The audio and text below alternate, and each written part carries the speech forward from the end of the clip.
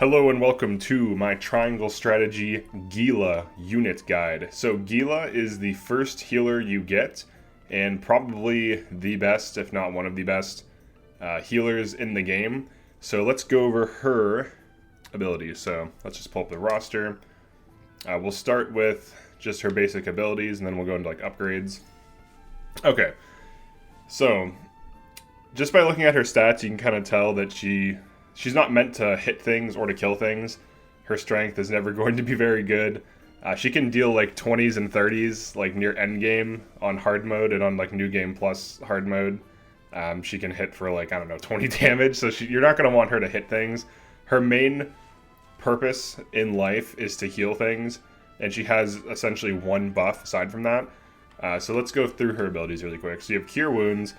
This can be used every turn provided that she doesn't lose. Well, actually, even if she gets TP drained when it's her turn, she'll recover 1 TP and she can use this. So this is your basic bread and butter healing spell that she's going to be spamming throughout most of a fight.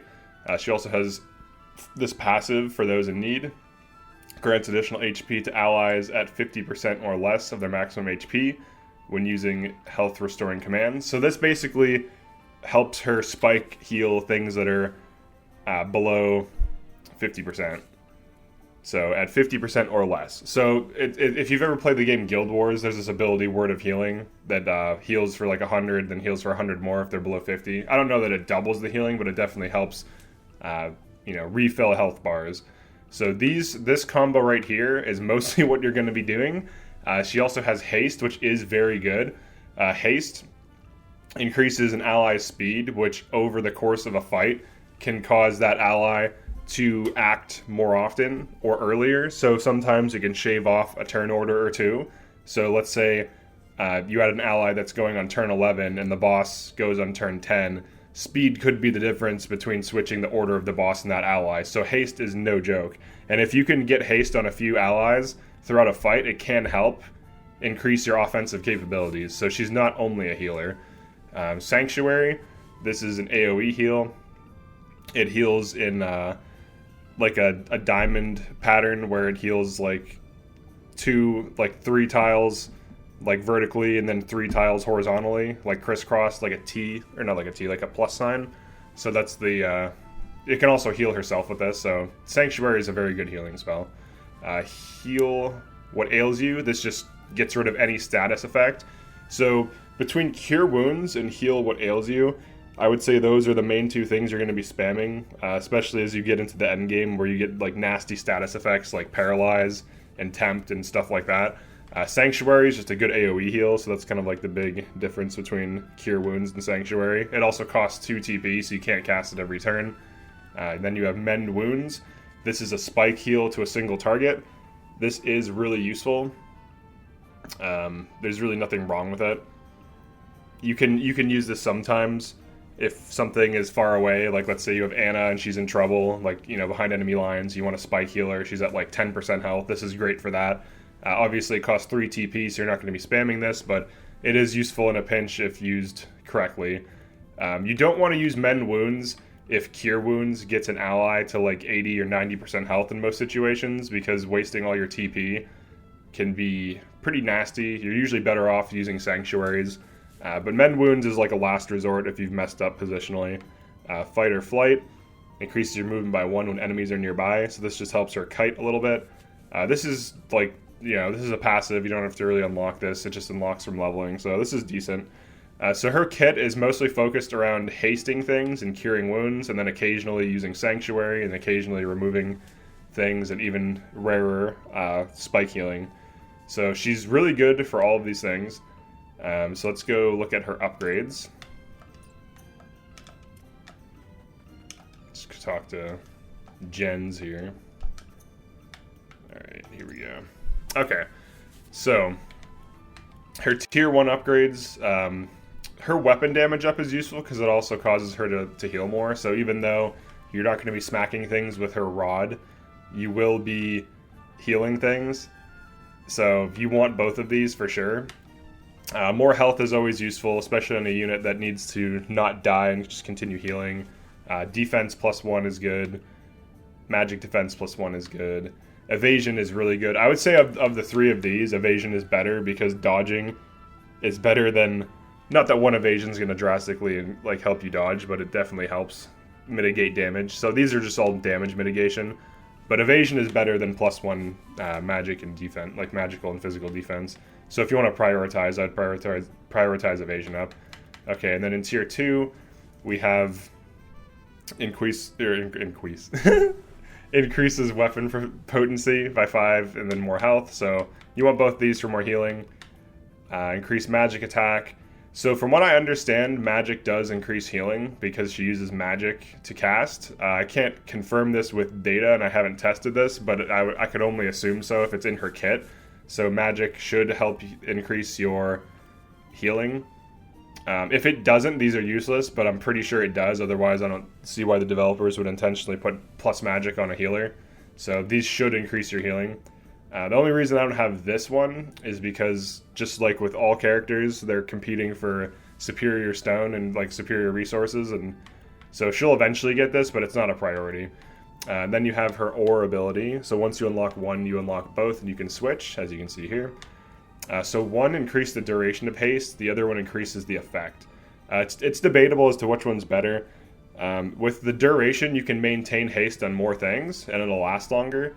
But with the magnitude, you could potentially shave off more turn order and get your units moving faster. So this, you can maintain haste on 3 things if all she does is haste with this, and you can maintain haste on 4 things. In general, this isn't going to be the case, though. She's going to be healing too often to make use of this, unless she can get like some extra turns in early on before you start fighting enemies, like as they're approaching you. So if you want to maintain haste, this would be what you would want. And if you want just to like haste 1 or 2 things when you can, I would say this is better because it has a higher impact when you do haste. So this, I think this one's probably a little bit better, but potentially this one could be good too. I'm not saying it's bad. Jump, this is just a neat utility that helps her escape things. Some enemies can't chase her if she has this, and she can jump up things. So this can be useful to have. It's not bad, so it's decent. The magic plus, assuming these increase health, like healing, which they should, these are good. You should run them. This is way better than increasing the amount of healing. This is +1 range. I would say you should prioritize this. This is really good. Then finally, we have grants the ability to recover 1 time after falling in battle. So this is a get out of jail free card. You should get this. As to which, like, either Magic 2 or this, I would say getting a get out of jail free card is nice, like just resurrecting straight up. I don't know how much health she has when this procs. If it's like 1 health, then whatever, but if she actually like gets a straight up reset to full health, this is really good. But range +1 is better. You should not be planning on her dying. So for priority for tier 3, I would say it's like 1, 2, 3, or maybe 1, 2, 3. So like this is your number 1 priority for tier 3 upgrades. +1 range is so much better than either of these. And assuming this increases healing amount, this is probably slightly better than the res. But the res is good and could help on like New Game Plus. So I am going to unlock it eventually on her. I just need to get the materials for it. Alright, so let's go into a quick battle. I'll just go play a few turns. I did just unlock this one. So I guess we'll play this. So generally, Geela wants to be behind the front lines. She doesn't want to be exposed. She doesn't want to be getting hit. So, all right, let me check. First, let me check my unit placements to make sure I'm running the units I want. And then I'm going to check positioning. This dude's decent. I'm not sure I like Eridor that much, like as I'm getting to like more end game stuff. I think I'd rather have her to summon decoys and Julio just to feed her TP for decoys. Benedict is good, but let's try running Milo instead. I'm experimenting with this guy to see how he can be useful. He has some interesting abilities. So all right, so let me make sure Julio's next to her. Oh yeah, this is the one where you have to reunite with Sarah now. Okay, I just unlocked this one. All right, so let's do this. All right, let's find our healer. Okay, so right now, I don't know that I want... Hold on, I do want people on the flank, but it's not these. Like, it's funny that they put the flanks on the center. I'm gonna go over class roles. in a separate video. So, alright, we'll do this. Maybe this guy should be over here, and I'll move. Actually, I don't even want Roland over there. I'll move some more people to the center. If anything, I want Roland up, and I want Milo up with the flanks. Because I kind of consider Roland almost like a flank, because he has like good mobility and spike damage. He doesn't have like vertical mobility, but he's still quite good. But with this team, like you have 2 poisons, tempt, blind, and stun, or immobilize. So that's some crowd control, some damage.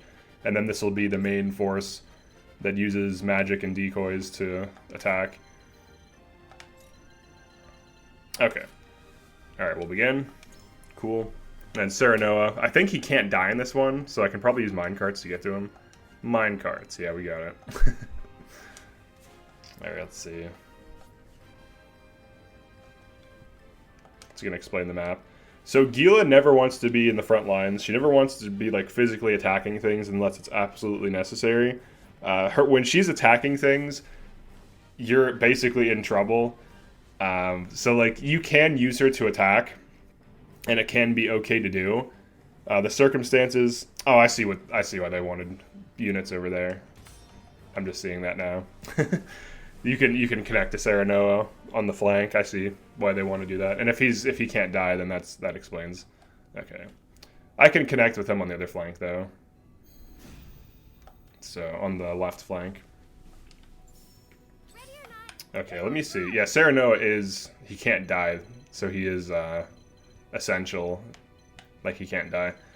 So I can get him to here, and then maybe he can climb up this. I don't know if his climb is good enough. It should be. But if I can clear a path up here and then just start like raining down hell from up here with these units, I should be fine. But okay, so we'll just get some stuff going. I did put Gila up front just because I know that as soon as the game starts, this is going to happen. Just going to summon a decoy. I'm going to put it like here, so only one enemy can hit it. She can heal decoys too, which is useful. It just keeps distractions alive. So we're going to do standard Anna stuff. Maybe put her here just so... Actually, I don't know if this enemy's going to take the minecart and run everyone over, so let's put her here. That might happen. So generally, Gila wants to stay behind your front lines. She wants to support your front lines. She wants to be close enough to heal your allies and to haste them as needed, but not close enough for enemies to surround and kill her. Having her alive for the entire fight, for any given fight, will drastically increase your survivability. If she dies, it's going to hurt. Like, you're gonna feel it. You generally don't want her to die. All right, hopefully this tempt hits. Okay, good. So this is the average. Like 84% is pretty high. So now that we tempted this guy, he'll help us fight, which is nice. We'll get some of these kids off the train tracks. But Gila generally just wants to be hanging out in the back lines and healing things. And I'll just kind of show, like, this isn't going to be as exciting as the Huette video where she's like, you know, flying around and blinding everything. So like, perfect example, like right here, I can like fly here, blind this guy, grab high ground. So like, Gila's influence in a fight is felt over time. It's not so much that like she's shutting things down and like making waves. So let's go here. Let's hawk dive this guy, I guess. Try to reconnect. Serenoa has the res thing on, so once these connect up top, we should be fine. I can in tandem him too once it's my next unit's turn. Time to take action. Yeah, let's do that. Let's get him. And then I can always heal him with the one thing. He should be fine. I think, yeah, I should... I might have to kill this to get up there. Let's see. I don't know if his climb is good enough. Okay, and then Julio. Standard stuff. Give her all these. Just to make another decoy. I like to do that early. Okay, it looks like I can get up here. Alright, so he should be safe at this point. Hawk dive this with a crit. So, alright, so it's going to be Gila's turn soon. Okay, so right now, let me see. Is this... Okay, nothing's damaged as far as I can tell. I don't think any of these got hit. Oh, Huette got hit. Okay, so Huette got hit. So what I can do, I should be able to heal her from here with Sanctuary. So this is why you want the range +1. Between the range +1 and Sanctuary, I'm barely able to heal Huette really far away. This is still useful to do. As you can see, it puts her back to like 85% health. So this is just what Geela does. She just heals things. But you I also didn't put her in danger to heal. It's not like there's like 5 enemies waiting to pounce on her. So when I placed these units, I placed them. I'm gonna actually do this really quick. Restore. He does have the res thing, and that will prevent him from dying. But I'm just gonna do this just to be redundant. Okay. So you can see here, there's a blinded enemy, and I position my team so they're close enough that Geela can hit them with a heal, and actually her being forward was actually very useful because she was able to get up and heal Huette, who will go soon anyways, so she should be fine. We'll see. Maybe this guy stabs her, I don't know. I think this archer might have shot her or something. But you can kind of get a feel for like where Geela fits into a team comp. She's like a dedicated healer. Usually I also run Narv. For some reason I haven't been. Alright, let's just see how a few of these turns go. So let's just cast on this dude. Probably just move up. I try to keep my team together unless I have to split them. So I'm just going to kind of keep them in a cluster. Like generally you want Geela to be protected and you want her to be within range of other units. So it's a good idea to keep your forces kind of close together. There's some instances where splitting forces is good and flanking is useful. But when you're playing defensively and when you're playing on the hardest setting, oh damn, like you can see here, like people are getting fucked up. Let me see, what's the turn order? This guy goes. This dude might be able to kill Serenoa. I think the res thing prevents him from dying, but you can see like how rapidly things die in hard mode. This is hard mode New Game Plus, but in general in hard mode things die very fast. So, alright, let's see what we got going on here. We got Picoletta's turn. Okay, this thing's still alive, but it's not really doing me much good here. So I'm actually gonna be... She might die if I do this. Let's do this. Let's put a decoy like here. We have to rescue Serenoa. So this is like a kind of exception where you have to be a little bit more aggressive than normal. It looks like the left flank is probably safer to rescue him from, because this right flank, you have all these mages that can just rotate in and just like, he just got sniped for like, I don't know, 45% damage or whatever the hell, so pretty crazy. Let's put some poison on this dude. I'll just hit him twice with this, whatever. I don't want to break the tempt on this dude in front of me, so I'll just do that. I'll potentially sack Milo here. Just to... I'll hit this with... I guess I can just smack him. It doesn't do as much damage, but... If they go after Milo, that's better, because obviously Serenoa needs to survive, so... They'll probably go after him, though, so we'll see. Alright, this is unfortunate that this guy's right here. And he's just body blocking Roland. Because Roland could easily go kill all of these. Okay, here we go. Alright, let's check turn order. Alright, this guy will not die from poison. So we're gonna do two things. We're gonna body block this dude here. And then potentially kill this. Alright, we won't kill it, or actually we will. So it's immobilized, and then once it switches, once it's his turn, he'll die from poison unless he catches a heal. Yeah, he's dead. Okay. That's the one thing that would have killed Serenoa, I believe. Maybe there's another guy that can hit him as well. Let's see. Let's see if we get out of this. So Gila's not the most exciting unit. I'm still gonna cover the units that aren't like super interesting. Like Geela just sits back and heals, and you just want to keep her safe and just keep her healing things. That's like her thing, and that's all she does. So like same thing with like Julio, where he just kind of chills out and usually just supports things by generating TP for them. But even though he himself doesn't do a ton in terms of combat, he does allow units to generate absurd amounts of TP over time. So we can't make it to here. We can kind of go like back here. And it looks like that mage will probably kill us. Yeah, that's not looking good. Yeah, obviously the other side is better to use in this case. This probably won't be enough to keep him alive. I don't know if he dies if he comes back from the one thing, if it counts as a death or not. So I guess we'll find out pretty soon. But Gila just, you know, it's very easy to play as her. Like, you just put her back there. She just heals things. There's nothing too crazy about her kit. There's nothing, like, high impact. Like, you basically want to do this. You want to heal things while being safe, and then you want to haste things when things aren't getting damaged and won't be getting damaged. So, like, if everyone's at full health, you use haste. If things are hurt, you use heal. If something has a debilitating shutdown condition and healing is not a priority, you can use her mend. Like, that's basically how you have to, like, think about her. It's, like, very simple. There's, like, not too much to her.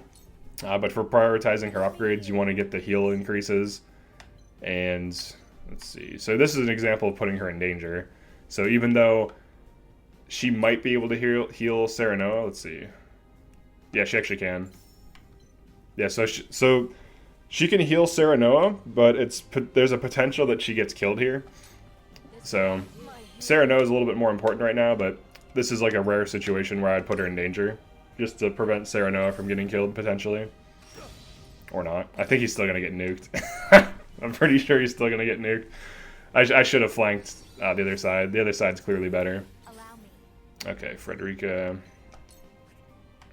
So yeah, that's pretty much it for this tutorial for Gila.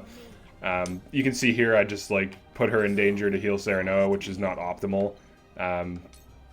So if she does die, it's not going to be good, as you can tell. Let's just see if Serenoa dies from this mage. I think it does kill him.